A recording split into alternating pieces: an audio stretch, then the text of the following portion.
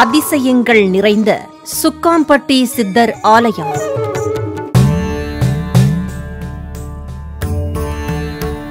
கோயிலுக்கு எதற்காக போகிறோம்? திருமணத்திற்காக, குழந்தை பாக்கியத்திற்காக, வேலை கிடைக்க, தொழிலில் நல்ல லாபம் வர, நோய் தீர, கடன் தீர, வீடு, வண்டி, வாகனம் வாங்க, தங்க நகை வாங்க, கார் வாங்க, எல்லாவற்றையும் விட ஆயுள் ஆரோக்கியத்துடன் சந்தோஷமாக நிம்மதியாக வாழத்தான் ஆலயங்களுக்கு செல்கிறோம்.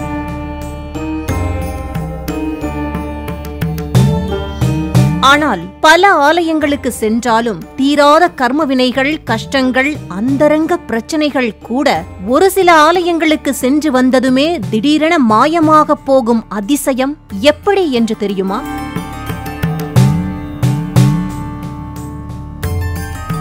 பலருக்கும் தெரியாத அந்த சூட்சுமம் இதுதான். பொதுவாக பல்லாயிரம் ஆண்டுகள் முன் கட்டப்பட்ட ஆலயமானாலும் சரி, அங்கு பூஜை நடக்காமல் போனால் தெய்வம் தங்குவது கிடையாது. இதை அறிந்துதான் ஆதி காலத்தில் எல்லா ஆலயங்களிலும் சித்தர்கள் ஜீவசமாதி அடைந்தார்கள். அதன் மூலம் ஆலயங்கள் சக்தி பெற்று பூஜைகளும் தடையில்லாமல் யார் மூலமாவது நடக்கும்படி சித்தர்கள் செய்தார்கள். மேலும் சில ஆலயங்களில் மட்டும் இரகசியமாக சில அபூர்வ பூஜைகள், சக்தி வாய்ந்த யாகங்கள் தொடர்ந்து செய்து வருவதை பார்க்கலாம். அப்படி சிரத்தையோடு செய்யப்படும் பூஜைகளால் தெய்வங்களுக்கு அதீத ஆகர்ஷண சக்தி உண்டாகிறது என்பது மறுக்க முடியாத உண்மையாகும். தொடர்ந்து 12 வருடங்கள் யாக பூஜைகளும், முறையான நித்திய பூஜைகளும், அன்னதானமும் எந்த ஆலயத்தில் நடக்கிறதோ அது புது ஆலயமானாலும் சரி, அங்கு தெய்வ சக்தி நிறைந்து விதி மாறும் அதிசயத்தை பார்க்கலாம். மேலும் அப்படிப்பட்ட ஆலயங்களில் பார்த்தீர்கள் என்றால், கோயில் சிறியதாக இருந்தாலும் கூட அங்கு இருக்கும் சில பரிவார தெய்வங்களின் ஆகர்ஷண சக்தியால் பல வருடங்களாகவே தீரவே தீராது என நினைத்த பல பிரச்சனைகள், வெளியில் பகிர முடியாத சில விஷயங்கள், குடும்பத்தில் இருக்கும் குழப்பங்கள் கூட உடனே சூரியனை கண்ட பனித்துளி போல காணாமல் போவதை நிச்சயம் உணரலாம் என்கிறார்கள். அப்படி ஒரு அதிசய ஆலயத்தை தான் தற்பொழுது தரிசிக்க இருக்கின்றோம். இந்த ஆலயம் இருக்கும் பூமியே சித்தர்கள் பூமி என்பதுதான் இதில் விசேஷமான விஷயமாகும். எப்படி திருவண்ணாமலை சித்தர்கள் உலவும் ஒரு புண்ணிய தேசமோ அப்படி அதே போல இங்கும் பல சித்தர்கள் ஜீவசமாதி அடைந்துள்ளார்கள். இப்பொழுதும் நமக்கு தெரியாத பல சித்தர்கள் அங்கு வாழ்ந்தும் வருகிறார்கள்.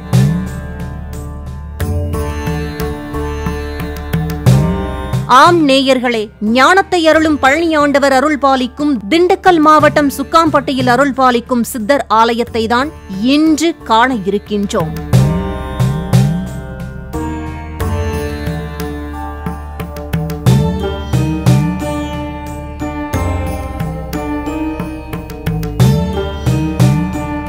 சித்தர்கள் என்றால் அனைவருக்கும் நினைவுக்கு வருவது திருவண்ணாமலைதான்.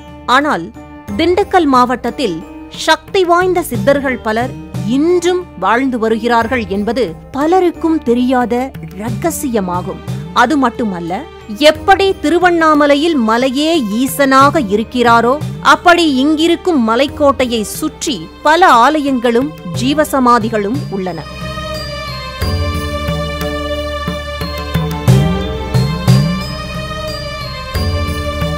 திண்டுக்கல் என்றதும் பழனியாண்டவர் ஆலயமும் அதை சுற்றியிருக்கும் போகர் சித்தர், புலிப்பாணி சித்தர், சட்டி சுவாமிகள், சாது சுவாமிகள், ஈஸ்வரப்பட்டர் சுவாமிகள் மற்றும் கிரிவலப்பாதையில் இருக்கும் சித்தர்கள் ஜீவசமாதிகள் மட்டுமே பலருக்கும் தெரியும்.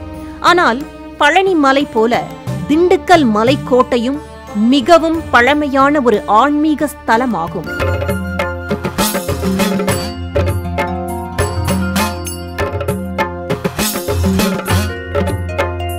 திண்டுக்கல்லும் திருவண்ணாமலையும். திண்டுக்கல் மலைக்கோட்டை வரலாற்று சிறப்பு பெற்றதாகும். ஒரு காலத்தில் எண்ணற்ற அரசர்கள் ஆண்ட கோட்டை இது. ஆதி காலத்தில் இந்த மலை உச்சியில் ஒரு சிவாலயம் இருந்துள்ளது. தற்பொழுது அது விக்கிரகம் இல்லாமல், வழிபாடும் இல்லாமல் இருக்கிறது. திருவண்ணாமலை போல இங்கும் கிரிவலம் நடைபெறுகிறது. மலையை சுற்றிலும் பல ஆலயங்களும் ஜீவ சமாதிகளும் உள்ளன.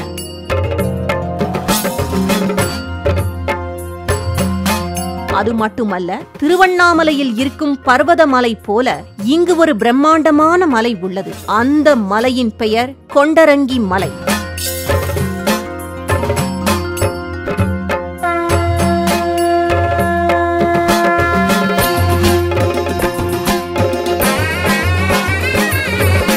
திண்டுக்கல் மாவட்டம் ஒட்டன்சத்திரம் வட்டம் கீரனூரில் அமைந்துள்ளது இந்த கொண்டரங்கி மலை. ஈசன் திருநாமம் மல்லிகார்ஜுன சுவாமி. இந்த மலையில் பல சித்தர்கள் இன்றும் சூட்சுமமாக வாழ்வதாக நம்பப்படுகிறது.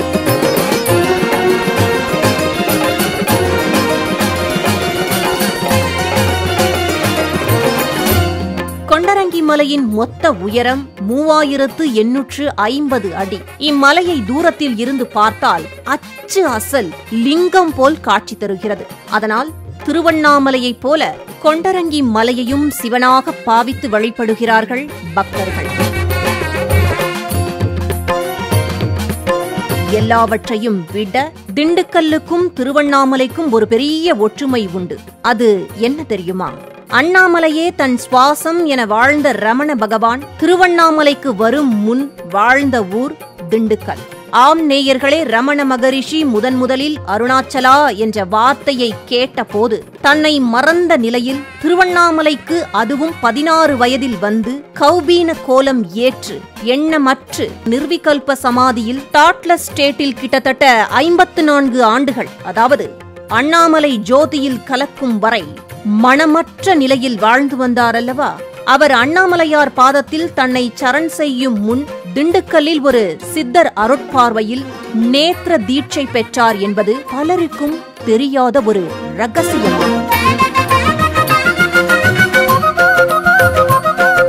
இப்படி திண்டுக்கல்லில் இன்னும் எத்தனையோ சித்தர்களின் ஜீவசமாதி இருக்கிறது என்கிறார்கள். அது மட்டுமல்ல, ஸ்தூலமாகவும் பல சித்தர்கள் வெளி உலகுக்கு தெரியாமல் வாழ்ந்து வருகிறார்களாம். அப்படி ஒரு மகான் சுக்காம்பட்டியில் வாழ்ந்து வருவதாகவும், அவர் அங்குள்ள சிவன் ஆலயத்தில் நித்திய பூஜைகள் மற்றும் அன்னதானமும் செய்து வருவதாக கேள்விப்பட்டோம். அது மட்டுமல்ல, அந்த கிராமத்தில் எண்ணற்ற அதிசயங்கள் அந்த சித்தர் செய்து வருவதாகவும் சொன்னார்கள். சுக்காம்பட்டிக்கு சென்று வந்தால் கட்டாயம் ஒருவரின் முன்ஜென்ம கர்ம வினை, தீராத தோஷங்கள், சாபங்கள் நிச்சயம் தீரும் என்கிறார்கள். அதனால் நாங்கள் திண்டுக்கல் மாவட்டத்தில் இருக்கும் சுக்காம்பட்டி வாசீஸ்வரர் ஆலயத்தில் வாழ்ந்து வரும் அந்த சித்தரை தரிசிக்க சென்றோம்.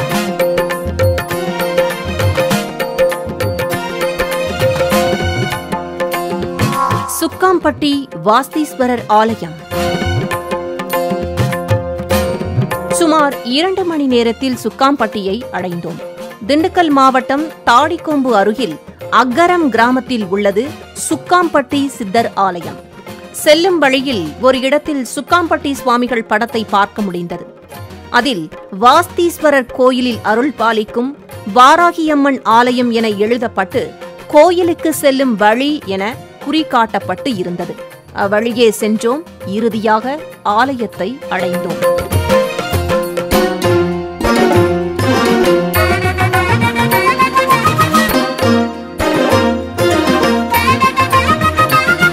கோயிலை பார்த்தோம். கிராமத்திற்கே உரிய ஏகாந்த எழில் நிறைந்து காணப்பட்டது. ஆலயத்தில் சித்தர் உதித்த அருள்மொழி பேனர்களை பார்க்க முடிந்தது.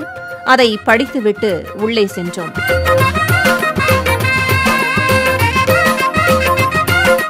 சுக்காம்பட்டி சித்தர் ஆலயம். ஆலயம் பார்த்தால் மிக சிறியதாக தெரிந்தாலும் ஆலயம் உள்ளே சென்றபோதுதான் எங்களுக்கு அதன் விசித்திரம் விளங்கியது.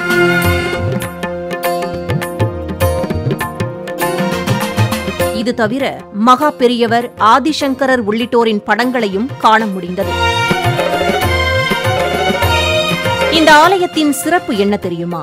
இந்த ஆலயத்தில் சிவனும் இருக்கிறார், பெருமாளும் இருக்கிறார். பிரமிக்க வைக்கும் ஆஞ்சநேயர் பிரம்மாண்டமாக காட்சி தருகிறார். சூலம் ஒன்று வித்தியாசமாக அமைக்கப்பட்டு இருக்கிறது. சிவபெருமான் நீருக்குள் இருக்கிறார். 12 ராசிக்கும் 12 லிங்கங்கள் உள்ளன. தனி சன்னதியில் சிவன் காட்சி தருகிறார். மேலும் கருப்பண்ண சுவாமி, வாராகி, காமாட்சியம்மன், சுந்தர மகாலிங்க சுவாமி, ஐயப்பன், பைரவர், பைரவி, கங்கா மாதா, ஆத்ம விநாயகர், ரணகாளி அம்பாள், வேம்பு கருமாரியம்மன், தன்வந்திரி, யோக ஆஞ்சநேயர், கருடாழ்வார், தட்சிணாமூர்த்தி என ஆலயம் முழுக்க ஏராளமான பரிவார தெய்வங்கள் இருப்பதை பார்த்தபோது எங்களுக்கு வியப்பாக இருந்தது.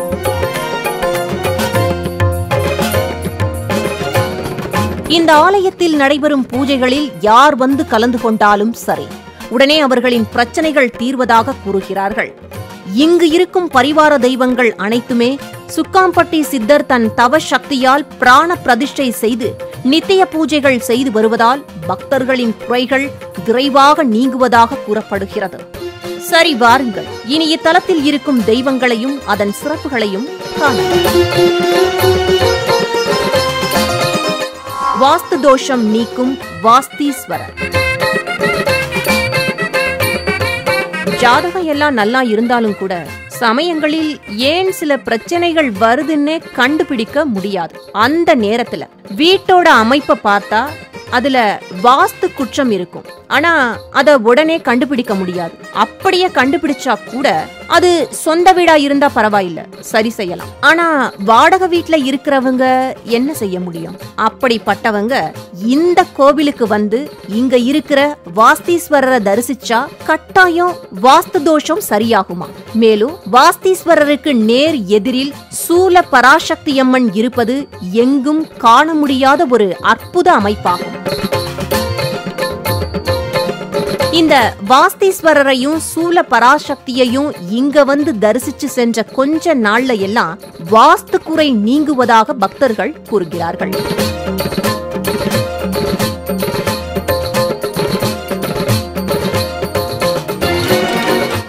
தோஷம் தீர்க்கும் ராசி லிங்கங்கள். திருவிடைமருதூர் மற்றும் திருவொற்றியூர் சிவன் கோவில்கள்ல பாத்தீங்கன்னா 27 நட்சத்திரக்காரர்களும் வழிபடும் விதமாக 27 சிவலிங்கங்கள் இருக்கும். இது தவிர 12 ராசிக்காரர்களுக்கும் தனித்தனி கோயில் இருக்கிறத கூட பார்த்திருக்கலாம். ஆனால் 12 ராசிக்காரர்களும் வழிபடும் விதமாக ஒரே ஆலயத்தில் 12 ராசி லிங்கங்கள் இருப்பதை பார்த்ததுண்டா? அந்த பாக்கியம் இங்கு கிடைக்கிறது. ஆம் நேயர்களே, இந்த கோயில்ல பாத்தீங்கன்னா ஆச்சரியமா அதிசயமா 12 ராசிக்காரர்களும் வந்து வழிபடுற விதமா 12 லிங்கங்கள் இருப்பது ஒரு அதிசயமாகும். ஜாதகத்துல எந்த கிரகத்தோட தசை நடந்தாலும் சரி, இங்க வந்து உங்க ராசிக்குரிய லிங்கத்துக்கு அர்ச்சனை செய்து வழிபட்டா கட்டாயம் வாழ்வில் மிகப்பெரிய மாற்றம் வருமா?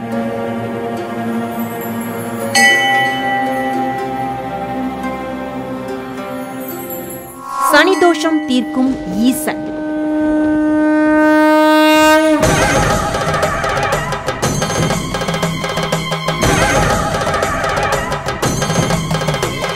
சனி பகவான் எதிரில் நின்று வணங்கக்கூடாது என்பார்கள். அதற்கு காரணம், சனி பகவான் எதிரில் தெரியாமல் நின்றால் கூட அவர் பார்வைப்பட்டால் பாதிப்பு உண்டாகும் என்பதுதான். ஆனால் இத்தலத்தில் சனி பகவானுடன் சிவபெருமான் இருப்பதால் 7.5 சனி, அஷ்டமத்து சனி பாதிப்பு இருப்பவர்கள் இங்குள்ள சனியையும் ஈசனையும் ஒரு சேர தரிசித்தால் எப்பேற்பட்ட சனி தோஷமும் நீங்கும் என்கிறார்கள்.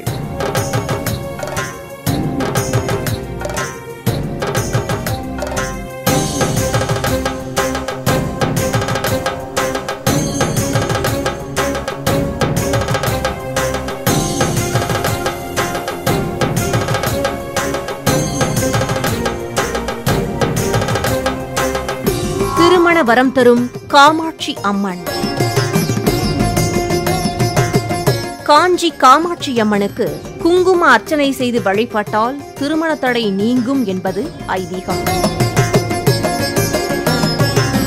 ஆனால் பலராலும் காஞ்சிக்கு செல்லக்கூடிய சூழ்நிலை இருக்காது. அப்படிப்பட்டவர்கள் இத்தலம் வந்து 7 வாரங்கள் தொடர்ந்து இங்குள்ள காமாட்சியம்மனுக்கு எலுமிச்சை மாலை போட்டு வழிபடுகிறார்கள். வழிபட்டு சென்ற சில மாதங்களில் எல்லாம் திருமணம் நடக்கிறதாம்.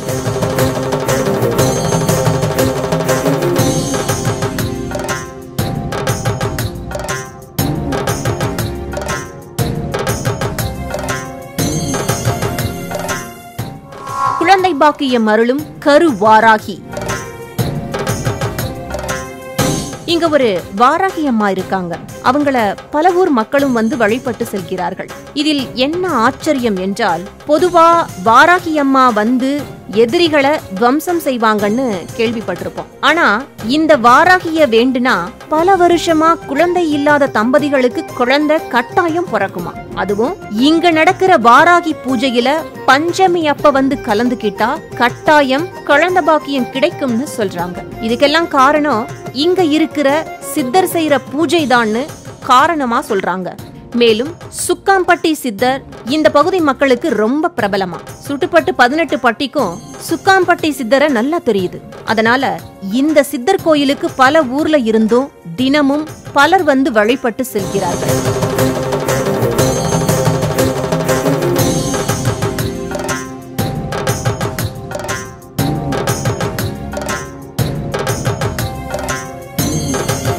அவரை பத்தி அங்க இருக்கிறவங்க இன்னும் பல விஷயங்களை சொல்ல சொல்ல அவரை சந்திக்கணும்னு எங்களுக்கு தோணுச்சு.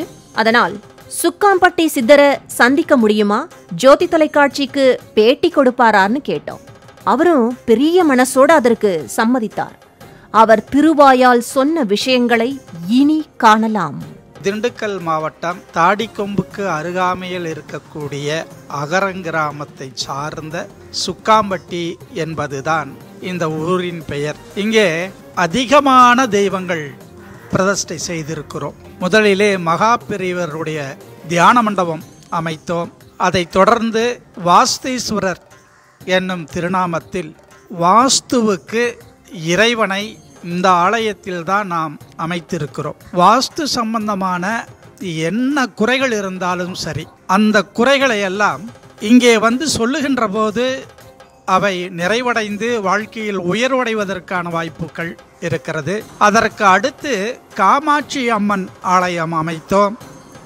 அங்கே திருமணமாகாதவர்கள் யாராக இருந்தாலும் 7 வாரங்களுக்கு எலுமிச்சை கனியால் மாலை போட்டால் உறுதியாக அவர்களுக்கு திருமண யோகம் கிடைத்துவிடும்.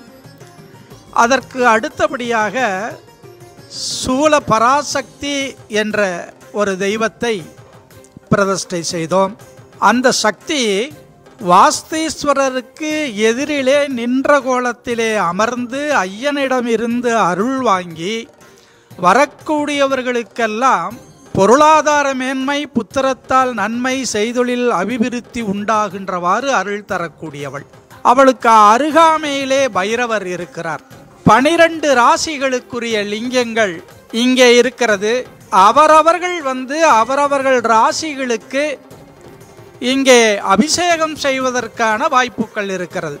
இதிலே நவகிரகங்களுக்கென்று தனியாக இல்லாமல் ஒரு ராசிக்குள்ளேயே அந்த நவகிரகங்கள் எல்லாம் இருக்கின்றபடியால் அந்த ராசிக்குரியவர்கள் அதிலே அபிஷேகம் செய்கிற போது அவர்களுக்குரிய நட்சத்திரத்திற்கும் கிரகங்களுக்கும் பூஜை பண்ணுவதாக அர்த்தம். இதை செய்த பிறகு ஒவ்வொருவரும் வாழ்விலே பல சிரமங்களில் இருந்து உயர்ந்த நிலைக்கு வந்திருக்கின்றார்கள். அதற்கு அடுத்தபடியாக சனி பகவான் நமது ஆலயத்திலே லிங்கத்தோடு சார்ந்து அமர்ந்திருக்கிறார். சனி பகவான் தனியாகத்தான் எப்போதும் அமர்ந்திருப்பார், நின்ற கோலத்தில் இருப்பார். இந்த சனி பகவான் என்றதும் எல்லோருக்கும் பயம் வந்து விடுகிறது. அந்த பயத்தை போக்குவதற்கு குருநாதர் காஞ்சி மகா பெரியவா என்னுடைய ஆத்ம குருநாதர் அவர் என்ன சொன்னார், சனி பகவானுக்கு முன்னாடி சிவலிங்கம் பிரதிஷ்டை செய்.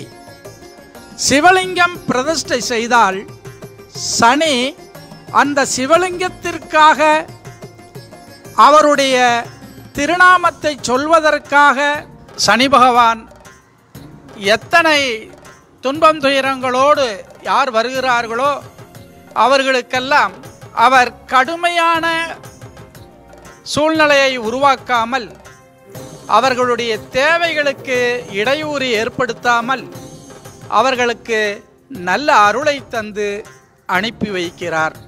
கருப்பணசாமி என்றாலே கெடா வெட்டுவார்கள் எல்லா இடங்களிலும். இங்கே கெடா வெட்டுதல் என்பது கிடையாது. அவர்கள் சைவத்தை சார்ந்ததை போல்தான் அவர்கள் இங்கே இருக்கிறார்கள். இங்கே ஆடு மாடுகள் பொன்பொருள்கள் தொலைந்து விட்டால் கருப்பணசாமியிடம் வந்து வேண்டிக் கொண்டால் அவை உடனே நடைபெற்றுவிடும்.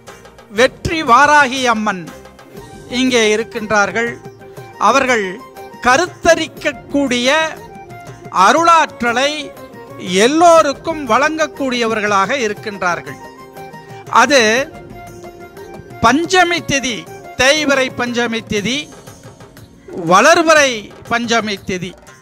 வளர்வரை என்பது வளர்ந்து வந்து கொண்டிருக்கக்கூடியவன் மீண்டும் மீண்டும் வளர்வதற்கான நிலையை ஏற்படுத்தி தருவதற்கு அந்த வளர்வரை பஞ்சமி திதி. தேய்பிறை பஞ்சமி திதி என்பது துன்பம் துயரங்கள் எல்லாம் நம்மை விட்டு குறைவதற்கானவை. ஆகவே இந்த 2 பஞ்சமி திதிகளிலும் அம்பாளை வந்து வழிபாடு செய்யக்கூடியவர்களுக்கு எல்லா விதமான பலன்களும் கிடைக்கிறது. அதற்கு அடுத்தபடியாக பார்ப்போமானால், திருவேங்கட மலையப்ப சுவாமி என்ற திருநாமத்தில் திருப்பதியிலே இருக்கக்கூடிய அதே அசலாக இருக்கக்கூடிய பெருமாள் இருக்கின்றார்கள். பஞ்சமுக ஆஞ்சநேய பெருமான் இருக்கின்றார்கள். இங்கே இறைவன் பாதாளத்தில் இருக்கின்றார்கள். அவரை வணங்குகின்ற போது எல்லா வியாதிகளும் சரியாக கூடிய நிலையில் இருக்கிறது. அங்கே ஊற்று உற்பத்தியாகி அந்த அறை முழுவதும் நிரம்பி லிங்கத்தின் வழியாக அந்த நீரூற்று வெளியில் வருகிறது. இவை வருடத்திலே புரட்டாசி, ஐப்பசி, கார்த்திகை, மார்கழி இந்த 4 மாதங்களும் அந்த நீரூற்று வந்து கொண்டேதான் இருக்கிறது. அந்த நீரூற்றை வாங்கி பருகுகின்ற பொழுது, அதை பிரசாதமாக தருகின்ற பொழுது, ஒரு மண்டலம் அவர்கள் அதை சாப்பிடுகின்ற பொழுது உடலிலே இருக்கக்கூடிய பல்வேறு விதமான நோய்கள் தீருவதாக சொல்லுகிறார்கள். அதுபோல கும்பாபிஷேகத்திற்கும் இந்த தீர்த்தத்தை எடுத்துக்கொண்டு போய் கும்பத்திலே அபிஷேகம் செய்வதற்கும் பயன்படுத்துகிறார்கள். தப்புச்சா மரம் என்று சொல்வார்கள், ஆவி மரம் என்று சொல்வார்கள். ஆக அந்த ஸ்தல விருட்சம் மிக கனமாக வளர்ந்திருக்கிறது. அதற்கு அருகிலே தான் சூழ பராசக்தி இருக்கிறது. அது அவ்வளவு பெரிய அளவுக்கு வளர்ந்தும் அந்த இடத்திலே ஒரு வீரல் விடாமல் அந்த சூலபராசக்தி அப்படியே இருக்கிறது. சக்திக்கு கட்டுப்பட்டு அப்படியே இருக்கிறது. அதுபோல உள்ளே காஞ்சி மகா பெரியவருடைய ஜீவசமாதியாக நினைத்து பஞ்சமுக யோகேஸ்வரர் என்ற திருநாமத்தில் அங்கே உள்ளே தியான மண்டபத்துக்குள்ளே அவரை பிரதிஷ்டை செய்து வைத்திருக்கிறோம். அங்கே ஸ்ரீசக்கரம் இருக்கிறது, சுவாமி ஐயப்பன் இருக்கிறார், பைரவி என்று தெய்வம் இருக்கிறார்கள். அதுபோல உள்ளே கங்கா மாதா என்ற தெய்வமும் உள்ளே இருக்கின்றது.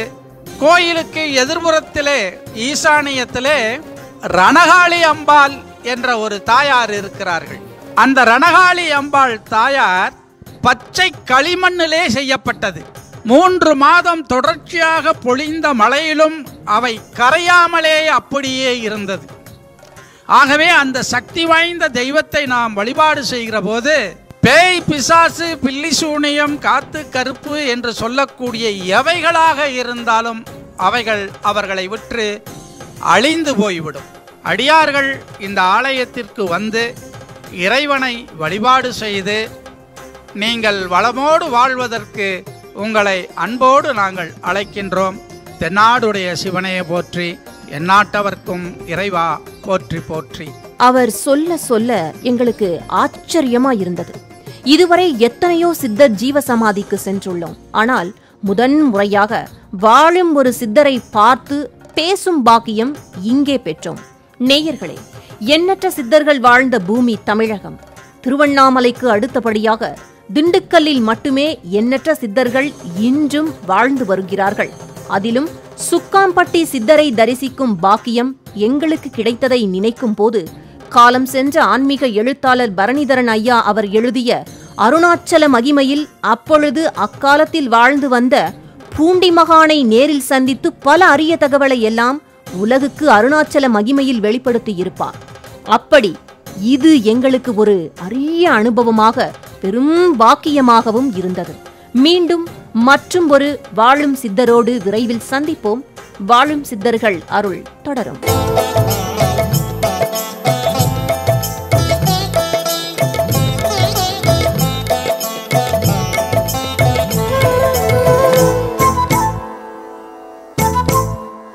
நேயர்களே, இந்த நிகழ்ச்சியை பற்றிய உங்கள் மேலான கருத்துக்களை 8939936611 என்ற எண்ணுக்கு வாட்ஸ்அப் மூலமாகவோ அல்லது வாய்ஸ் மெசேஜ் மூலமாகவோ இப்பொழுதே தொடர்பு கொண்டு தெரியப்படுத்தலாம். அதிசயங்கள் நிறைந்த சுக்காம்பட்டி சித்தர் ஆலயம்.